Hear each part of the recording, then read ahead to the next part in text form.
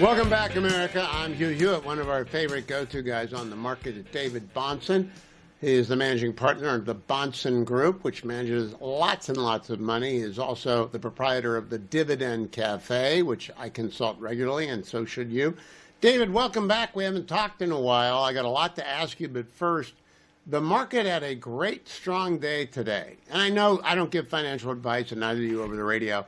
But what do you think about the market acting this way when the government is allegedly closed and we're in the middle of a big freeze and the No Kings rally and all that, and the market says, nah? Well, look, I mean, Hugh, the market is shut, the government is shut down a lot of times over my adult lifetime, and the market has always shrugged it off, even back when we used to not know that it was a joke. But now the markets know it's a joke, and you can't find a market actor that is thinking about the government shutdown, let alone these silly rallies, as any kind of market factor. There's big market factors right now. There's things that matter. There's up in the airness about the U.S.-China trade deal. There's still no bilateral trade deal with India. There is a very high valuation in the S&P. There is an AI CapEx trade that is increasingly looking very levered and very risky. But the government shutdown, it's not even in my top 20. Okay, is the takeover of New York by an anti-Semitic communist in your top 20? Not as a market factor. It's much higher as a cultural and political factor. It's rather self-explanatory how it came to be. There needs to be a tremendous political lesson learned when you don't have a viable candidate to go against. They ran a geriatric candidate who'd been a failed governor, who didn't take the campaign seriously. And we've seen this not a ton of times, but we've seen it enough times to know that when you don't take a candidate seriously, sometimes they can end up sneaking up behind you and beating you. And so, you know, there is certainly relevance in the political scene to this disaster. He's most certainly going to win. But no, it's not a market story. You know, I still think there is a chance if Republicans come to their senses. The Republicans are only 11% of the New York City electorate, and Curtis, whether or not he drops out, hopefully becomes irrelevant, and they vote for Cuomo. Because the most he's ever run, David, is a staff of 10 people. 300,000 people work for New York City. You live there a lot of the year. What do you think could happen there? Well, there's a mixed bag. I think de Blasio was as bad of a mayor as one could imagine, and a lot of things happened to the quality of life for people in New York, and the city did survive. I'm not in the same camp where a lot of my friends are on this. On one hand, I'm very much in the camp that it's a disaster, and that what he represents is a symbol.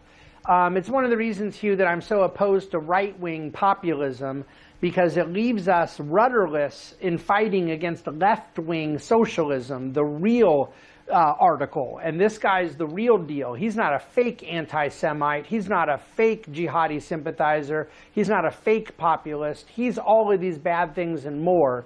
But then when people talk about he's going to raise all your taxes to the 100%, he can't do that. He won't do that because he's not able to do that as mayor. So it's bad, but a lot of people are overstating what will happen practically. But there needs to be a lesson learned in how we win the argument so we can win the election. And I think that I have more concerns about it happening nationally than I do it happening in the world's greatest city that is New York.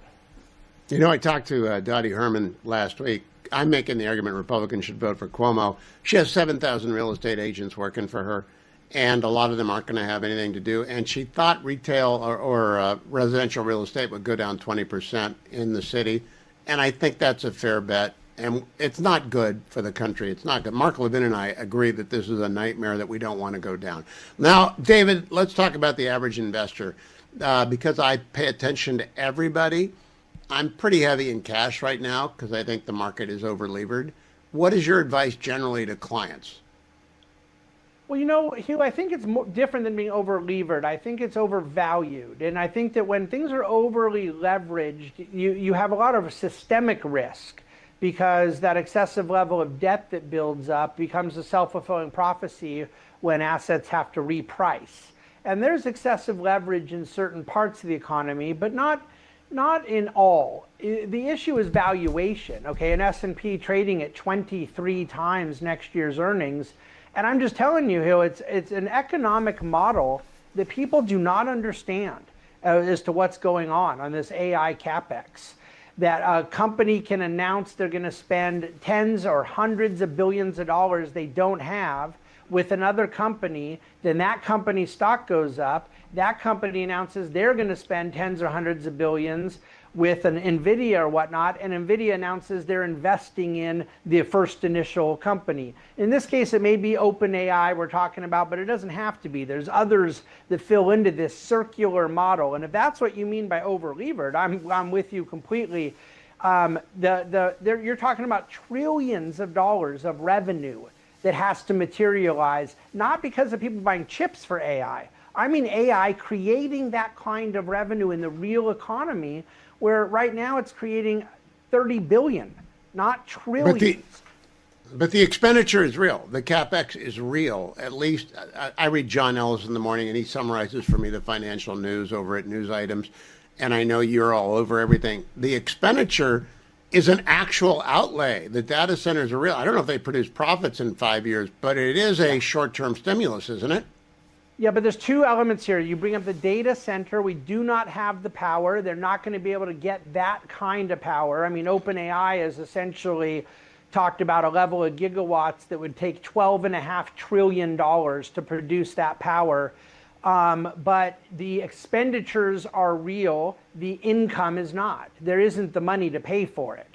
And so apart from the circularity that I was talking about, that's the unanswered question. But you're referring to the revenue for data center. You're right. Companies are ordering data center, and that's real CapEx, but they don't have the money to pay for it.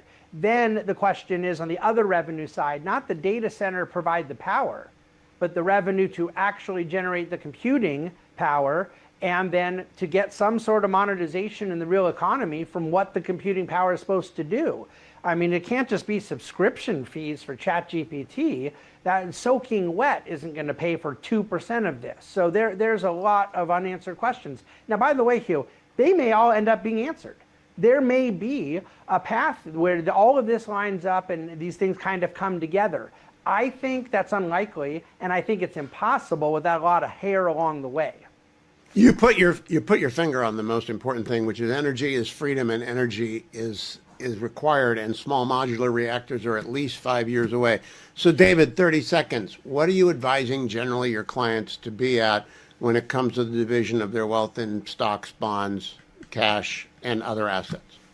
Yeah, well, that division of stocks, bonds, cash, and other assets is going to be different client by client because different clients have different needs, different cash flow needs, different risk tolerance, different objectives. So we only manage money on a custom basis. But what we are advising people to do is be more defensive. Don't want to raise a whole lot of cash, particularly as the Fed's lowering rates and savers are going to get paid less and less. But to be more defensive in what stocks they do own. You know, Hugh, we're dividend growth investors. The market has loved all these shiny objects of AI CapEx, but I'm telling you, there's some great things to buy that are real, consistent dividend growers that make a lot more sense. David Bahnsen of the Bahnsen Group and the dividendcafe.com.